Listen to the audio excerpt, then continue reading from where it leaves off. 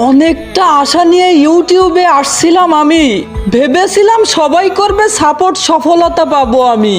জানতাম না আমি তোমাদের সাপোর্ট এতটা দামি, তাহলে এতটা কষ্ট কখনো করতাম না আমি। লাইক কমেন্ট করে না কেউ, সাবস্ক্রাইব তো দূরের কথা। কেন ভাই তোমরা এমনটা করো, তোমরা একটু বলতে পারবা?